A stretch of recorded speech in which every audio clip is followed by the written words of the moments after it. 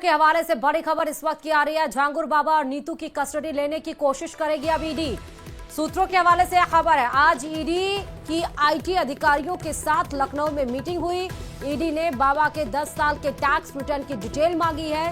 बाबा की 40 संस्थाओं के बैंक अकाउंट की डिटेल मांगी गई है। झांगुर बाबा की प्रॉपर्टी डिटेल मिलने पर प्रॉपर्टी अटैच होगी। और अब जानकारी ये मिल रही है सूत्रों के हवाले से, खबर के हवाले से, कि झांगुर बाबा और नीतू की कस्टडी अब ईडी लेने की कोशिश करेगी।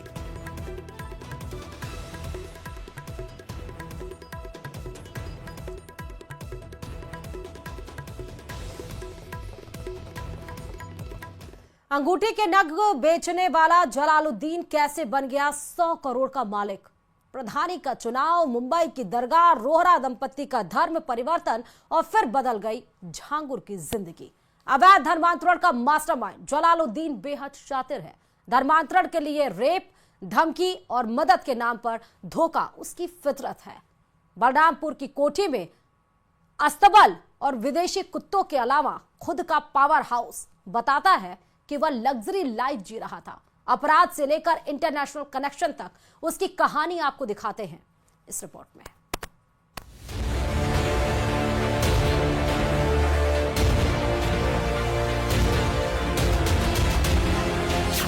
अवैध धर्मांतरण के साम्राज्य की पूरी कहानी, जलालुद्दीन उर्फ झांगुर बाबा का रहस्य लूट, भोला चेहरा, साजिश और धर्मांतरण का पूरा सच।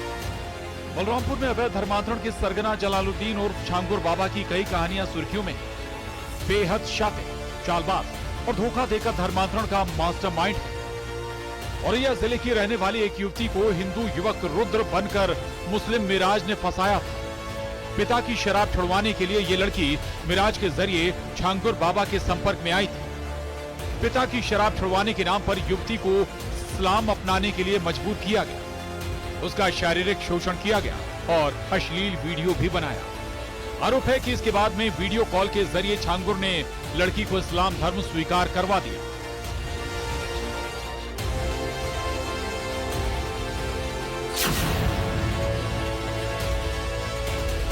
जलालुद्दीन शाह और झांगुर बाबा की कहानी पूरी तरह से फिल्मी।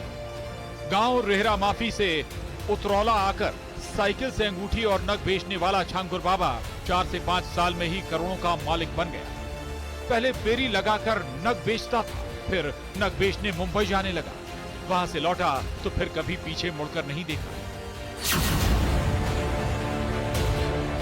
मुंबई की एक मशहूर दरगाह पर नीतू और नवीन से जलालुद्दीन और झांगुर बाबा की मुलाकात हुई। दोनों को झांगुर बाबा ने अंगूठी दी और मन्नत पूरी होने की दुआ कराई। बताते हैं कि जब झांगुर बाबा से दोनों मिले थे तब इनके कोई संतान नहीं थी। 2010 में नीतू ने पुत्री को जन्म दिया। इसके बाद नीतू और नवीन का झांगुर बाबा के प्रति भरोसा और बढ़ गया। झांगुर जब भी मुंबई जाता, नवीन के आवास ब्लू माउंटेन, योगी हिल्स, मुलुंड वेस्ट मुंबई में ही ठहरता और इस्लाम धर्म अपनाने के लिए ब्रेन वॉश करने लगा। झांगुर बाबा के प्रभाव में आकर नीतू, नवीन ने बेटी संभाले के साथ 2015 में मतांतरण कर लिया। झांगुर बाबा ने मुंबई में रहते हुए तीनों का दुबई से इस्लाम अपनाने का प्रमाण पत्र भी जारी करवा दिया।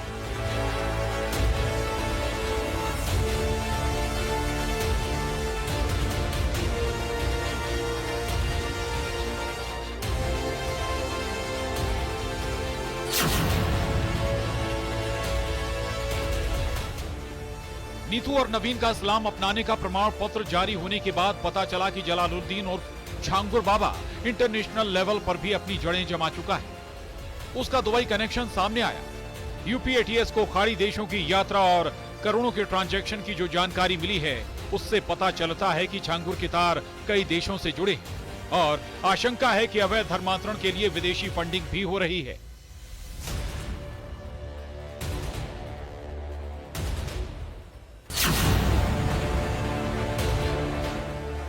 झांगुर बाबा शुरू से ही बिना कुछ किए अधिक धन कमाने की फितरत में रहता था, इसलिए नग और अंगूठी बेचने के साथ दुआ करने की राह पर चलने लगा। लोगों को शराब छुड़ाने, संतान की मन्नत पूरी करने के साथ हर परेशानी की दवा नग और अंगूठी को बताने लगा। स्वयं को पीर बाबा, सूफी संत हजरत बाबा जलालुद्दीन कहलवाने लगा। मधुपुर में कोठी के बगल स्थित चांद औलिया दरगाह पर सालाना उर्स का आयोजन करता था। यहाँ बड़ी संख्या में देश और विदेश से लोग पहुंचने लगे थे।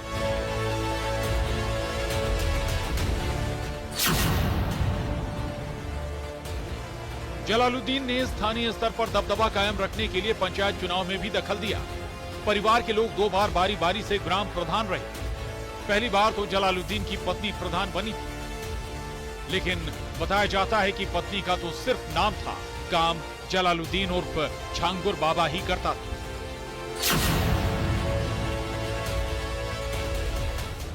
साल 2020 में नीतू नवीन बेटी समाले के साथ छांगुर बाबा के साथ रहने रेहरा माफी गांव पहुंच गए। रेहरा माफी छांगुर बाबा का मूल गांव है। यहां से अलग मधुपुर गांव में नीतू के नाम करीब 5 बीघा जमीन खरीदी और 12 करोड़ रुपए की लागत से आलीशान कोठी बनवाई। इसी कोठी में छांगुर बाबा अपने परिवार और नीतू नवीन के साथ रहने लगे। छांगुर बाबा हमेशा नीतू और नवीन के साथ ही कोठी से बाहर निकलता था।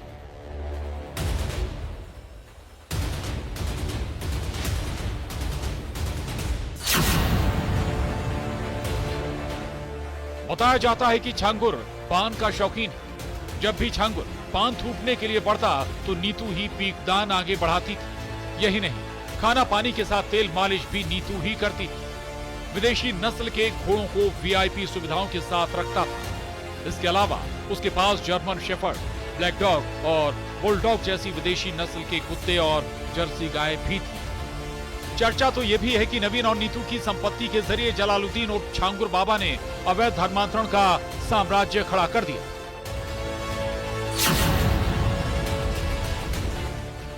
यूपीएटीएस को पुख्ता सबूत मिले हैं कि छांगुर बाबा को धर्मांतरण के लिए विदेशी फंडिंग होती थी। उसने धर्मांतरण के लिए जाति आधारित रकम तय की थी। जांच में पाया गया कि छांगुर और उसके अन्य सहयोगियों के 40 से अधिक बैंक खातों से 100 करोड़ रुपए से अधिक की लेन देन हुई है। उसे खाड़ी देशों से भी फंडिंग होती थी।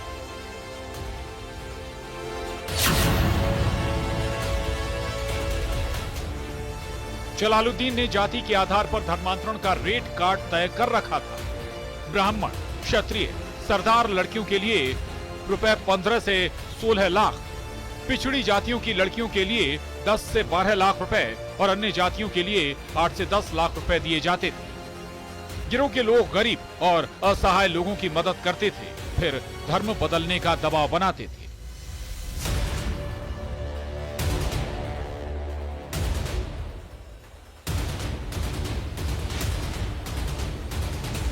जलालुद्दीन के नेटवर्क की पहुंच पूरे देश में, इंटरनेशनल कनेक्शन और खाड़ी देशों की यात्रा और फंडिंग की जानकारी मिलने के बाद जांच एजेंसियां छानबीन कर रही हैं। ये कहानियां तो महज वानगी भर हैं।